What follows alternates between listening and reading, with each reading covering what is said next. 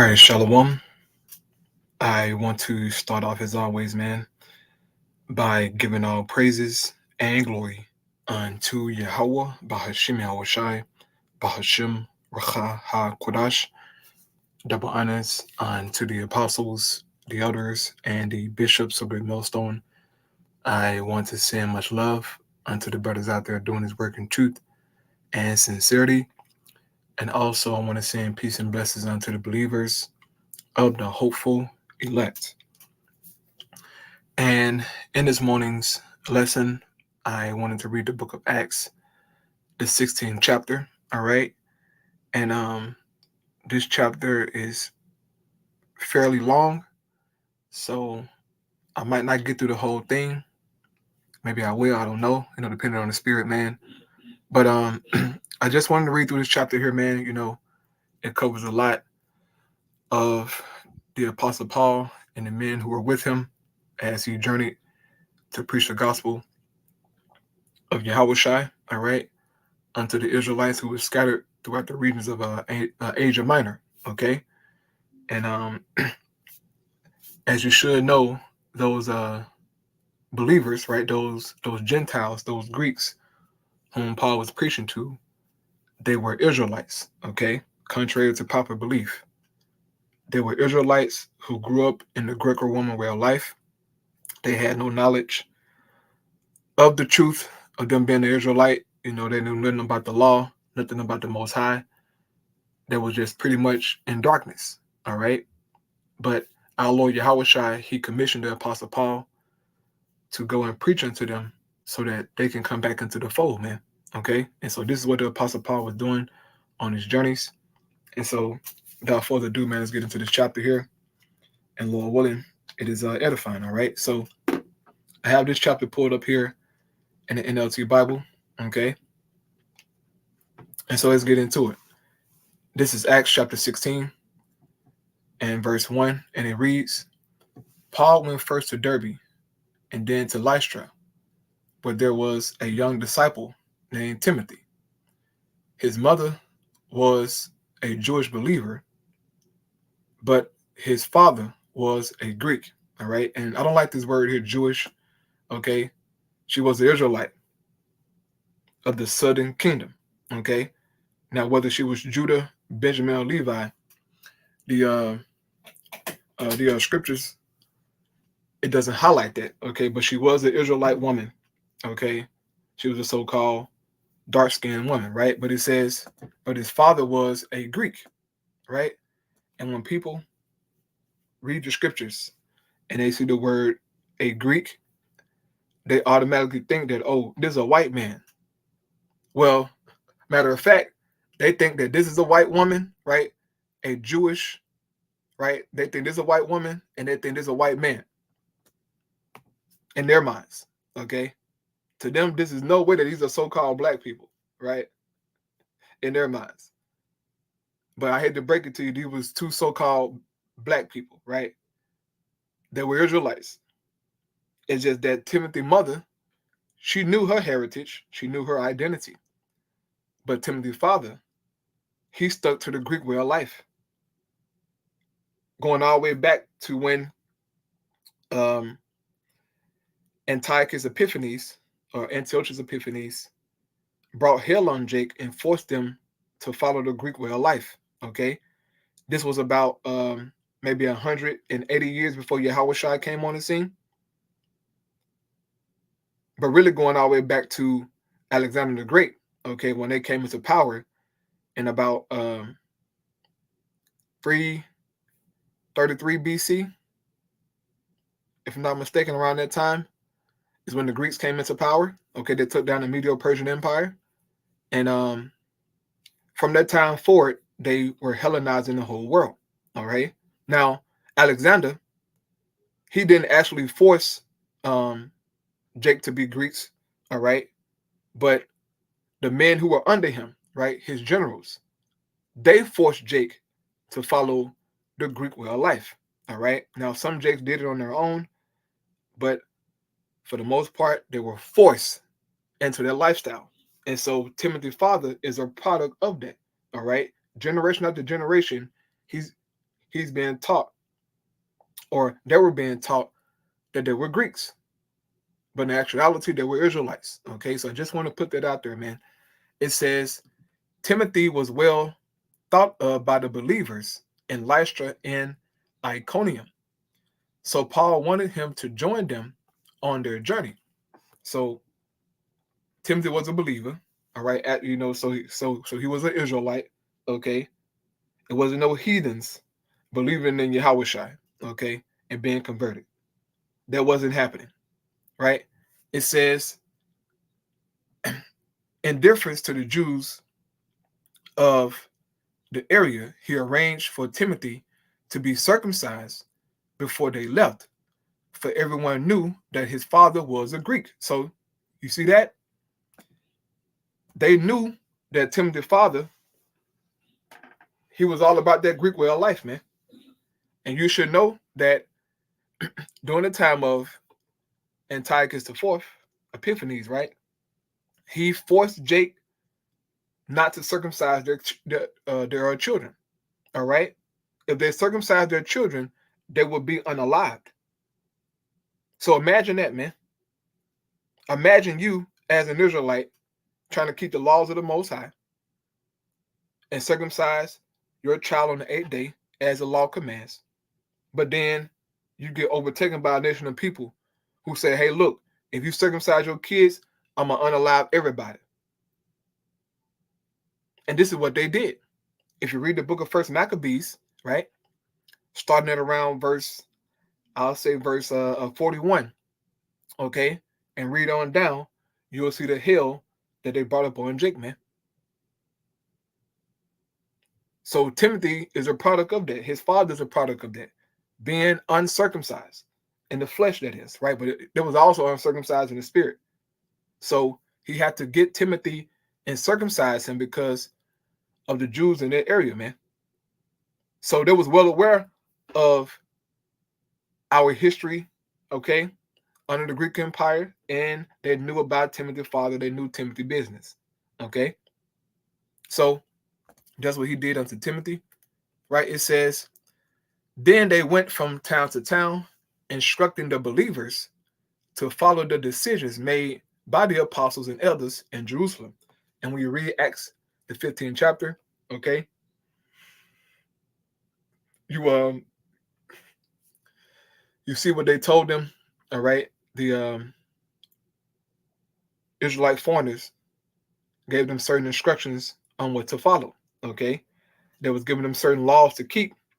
They didn't force them to keep all the laws, but there was certain things that they was instructed to stay away from, all right?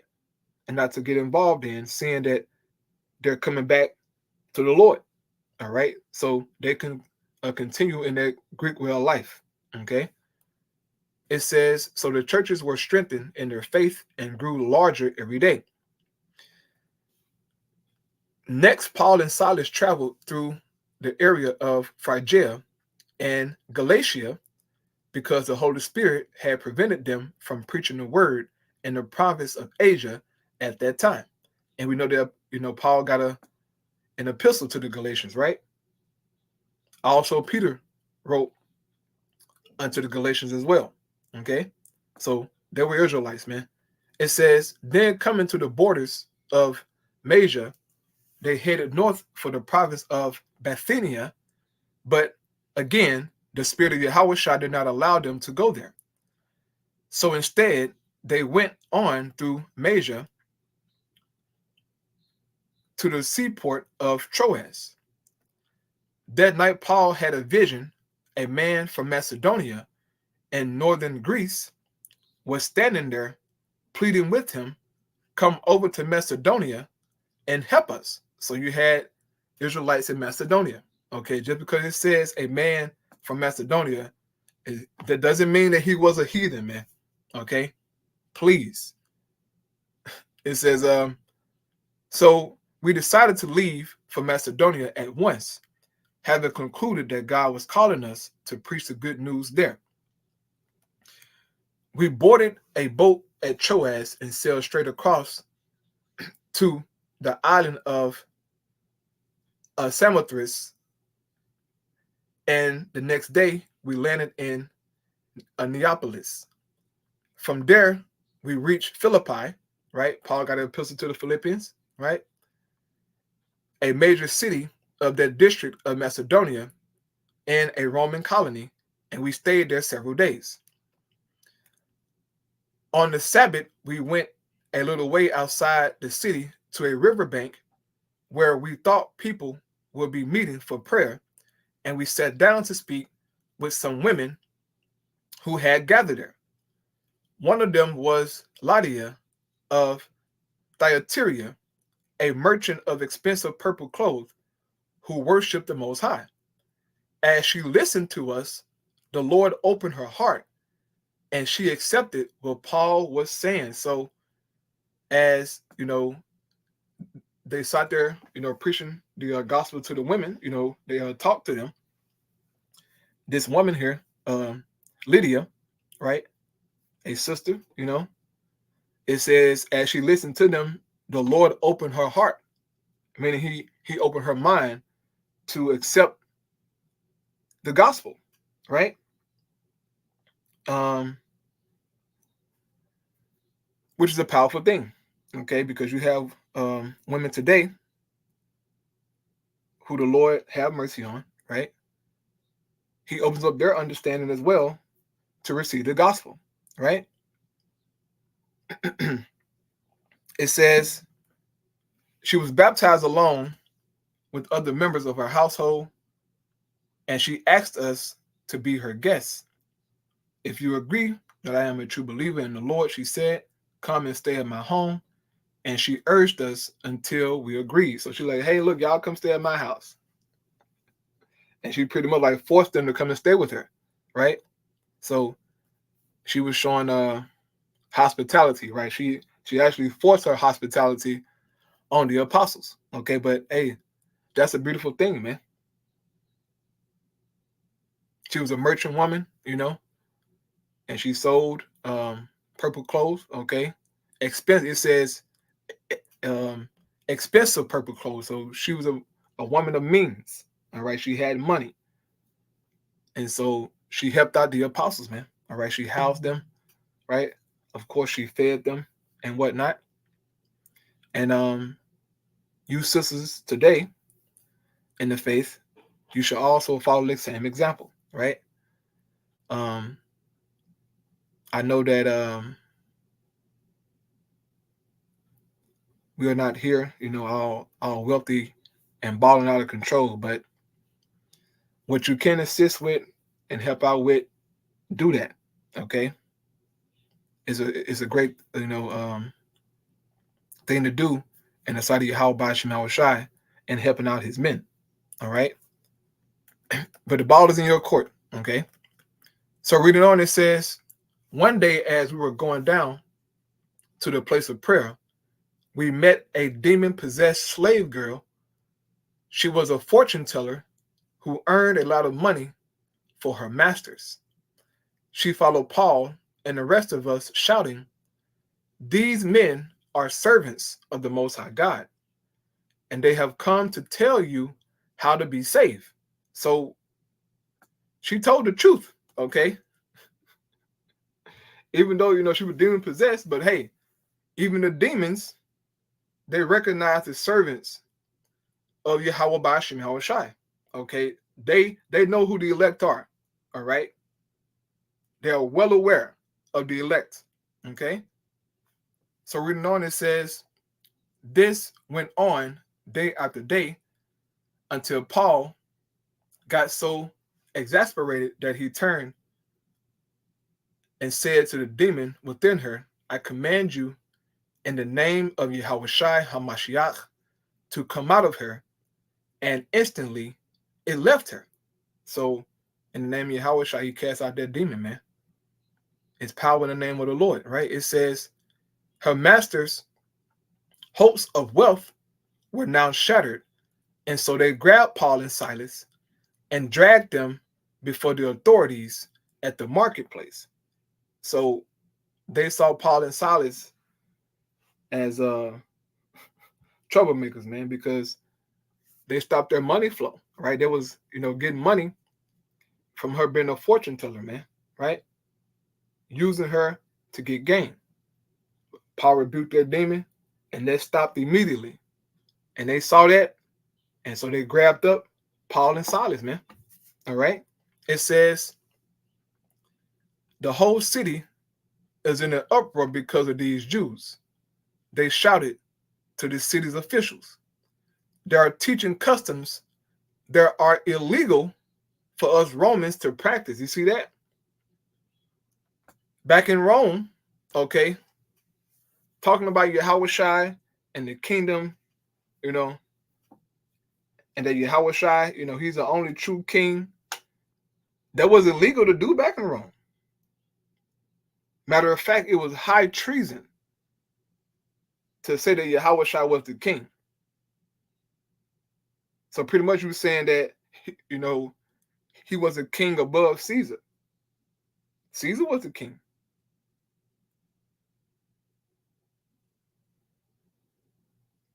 But they were preaching Yahushua saying, nah, he the king.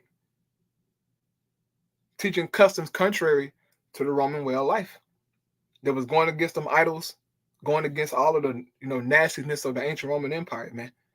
They was doing a bunch of P. Diddy activities. Okay, they was doing P. Diddy shit back then. Right? Freak offs. Rome was known for having freak offs, man. This is where these people get it from. Okay, them Greeks and them Romans, they was getting freaky, dog. Okay, I mean, they got all kind of paintings and murals, you know, arts of them, you know, getting down, man, doing the nasty, okay? And so the apostles, they were teaching against that crap, man. And people didn't like that, you know?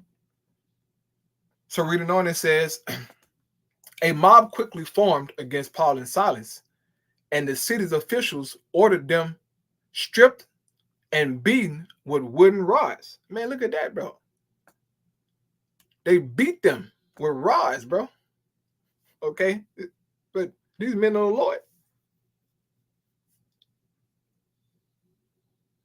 Imagine getting beat for only just preaching the gospel. A mob come and grabbed you up and beat the hell out of you. Okay? Verse 23 says, they were severely beaten, and then they were thrown into prison. The jailer was ordered to make sure they didn't escape. They were severely beaten. Damn near try to kill them by a mob, man. Come on, bro. This, I mean, goddamn. And I'm sure they were bleeding and bloody and sore. They didn't go to the hospital afterwards, okay? They didn't go to the hospital. They beat him and threw him in jail, okay? It wasn't no 911, right? Band-Aids.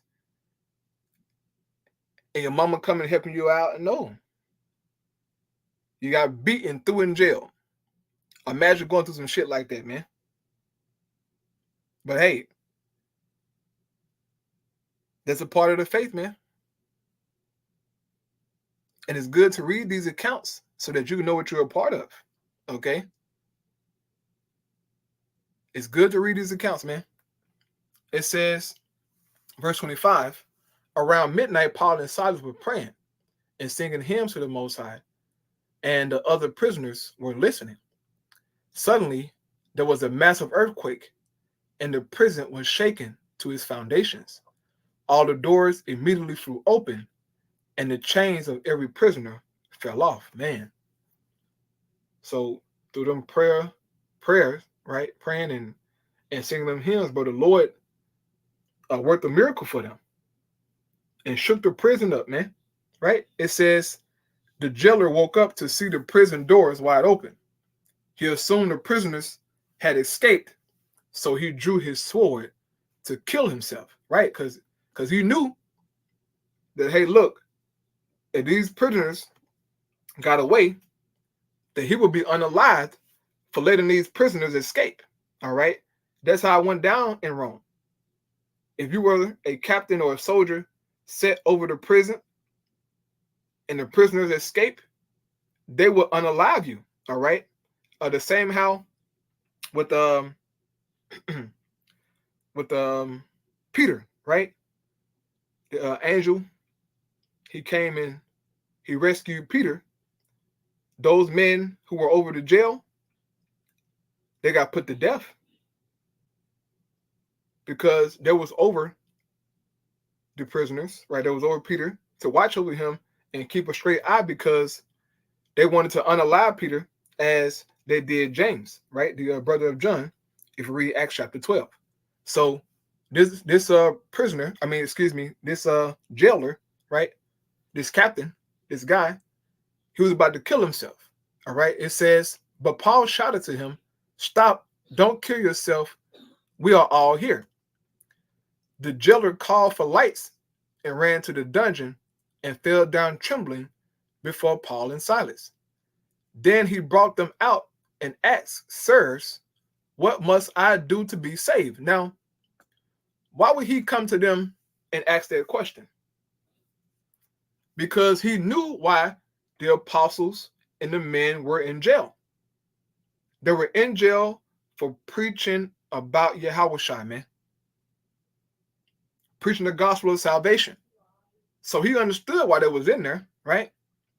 But after he saw that miracle, right, he ran down to Paul and them. He said, "Hey, look, what must I do to be saved?" There was an Israelite man, okay, showing you that you had Jakes who was a part of the Roman army, a part of the Roman jail system, right? Like today. It's Jakes who are police officers, right? Jakes who are part of the army. It's the same thing, man. So this Israelite man came down and ate like, "Hey, what must I do to be saved?" It says, they replied, "Believe in the Lord Yahushua, and you will be saved, along with everyone in your household." So also his family as well. And they shared the word of the Lord with him and with all who lived in his household. Even at that hour of the night, the jailer cared for them and washed their wounds. So he was the one that the Lord used to care for the apostles' wounds, man. Because remember, up in the chapter, it said what? That a mob of people beat them with rods, man. Beat Paul and Silas, okay, for preaching the gospel, man. But the Lord had it to where this jailer, right, this Israelite man, cared for them and washed their wounds, man, right? Pretty much, put, bandages on them, so to speak, right? It says, then he and everyone in his household were immediately baptized. He brought them into his house and set a meal before them, and he and his entire household rejoiced because they all believed in the Most High. The next morning, the city officials sent the police to tell the jailer, "Let those men go." So the jailer told Paul, "The city officials have said you and Silas are free to leave. Go in peace." But Paul replied, "They have publicly beaten us without a trial and put us in prison, and we are Roman citizens. So now they want us to leave secretly? Certainly not. Let them come themselves to release us." So Paul and Silas had Roman citizenship. They were not Roman by nationality. They had Roman citizenship. Like we have American citizenship.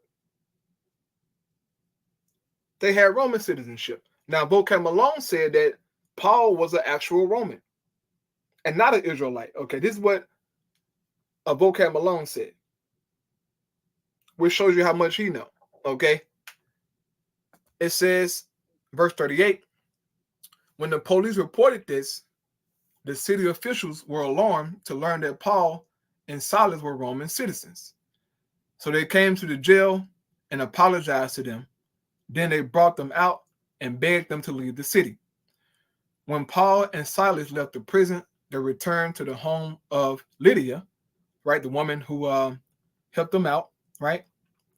There they met with the believers and encouraged them once more. Then they left town. So that's the end of that chapter, man. All right, this is just a insight on what the apostles was dealing with back then. They faced a lot of trials and tribulations, man, but through them going through things, right, and the Lord saving them and delivering them, they always went back to the believers, all right, and encouraged them, gave them testimonies of what they've been through, telling them, hey, look, keep fighting, keep pushing, in so many words. And Paul actually wrote a letter to these brothers and sisters here inside of Philippi from jail. Okay, so with that, we're gonna close out, man. All praise Yahweh B'Shem Shai, B'Shem Chakodash, Shalom.